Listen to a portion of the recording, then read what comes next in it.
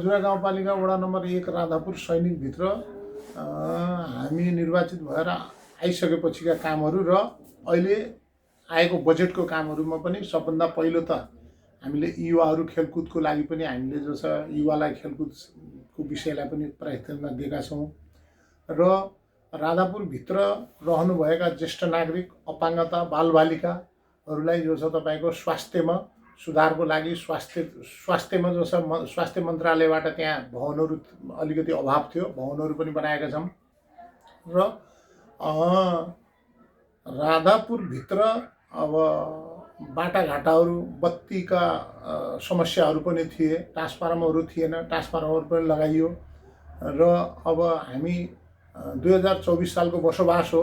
नेपालगञ्ज ठुलो दूरीमा थियो, हामीहरूको लागि 9 किलोमिटर मात्रै हो, तर लामो दूरी मानिएको थियो। तर हामी आइसकेपछि त्यो बाटोघाटो पनि हामीले प्रदेशबाट हाम्रो जो छ माननीयहरूसित समन्वय गरेर नेपाल नेवाजी गाउँदेखि राधापुरसम्मको बाटो पनि सम्पन्न गऱ्यौँ र उसको बादमा तपाईँको जयसपुरदेखि राधापुरको बेलडाँडासम्म पनि अहिले जो छ बाटो बन्दैछ।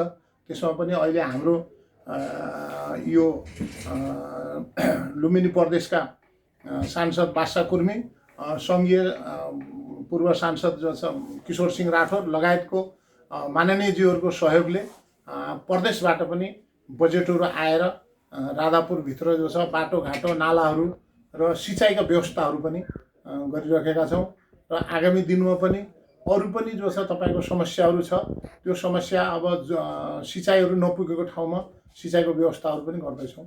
भूगोलको अवस्था त तपाईँको के छ भनेपछि हाम्रो 1200 बिघाको प्लट हो त्यो 2024 सालको राजा महेन्द्रले बसालेको बसोबासमा र अब भौगोलिक हिसाबमा त अब तपाईँको जो छ जग्गा जमिन सबै टन्नै भएका व्यक्तिहरू हुन्। सब इन्डियन एक्स र ब्रिटिस एक्स र अहिले जो छ तपाईँको नेपालको पनि आर्मी पुलिस सबै अब मिक्स बस्ती छ अहिले आएर।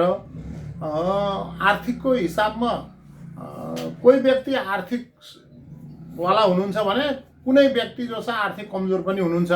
अब यो जो छ तपाईँको के छ भने समाजमा सबै एकै किसिमको त छैन, अब तलमाथि त छ हैन। त्यसले गर्दा जे होस् विगतमा भन्दा अहिले जो छ तपाईँको समाजमा राम्रै छ। अब तपाईँको सबभन्दा ठुलो कुरो अब आर्थिक को पाटो गराउनको लागि अब खेती किसानमा पनि निर्भर पर्नुपर्ने हुन्छ। किनभनेपछि आज सिँचाइ नपुगेको खण्डले गर्दा हिजो जो छ मान्छेलाई खाना लाउन पुग्थेन भने आज हरेक ठाउँमा सिँचाइ पुगिसकेको कारणले गर्दा अब मान्छेहरू जो छ 2 बाली 3 बालीसम्म खेती गर्न सफल भएका छन्। अब जो छ सागसब्जी आफ्नै घरमा अन्नबाली उत्पादन गर्नुहुन्छ। त्यसले गर्दा लमसम राम्रै पाटो छ भनौँ।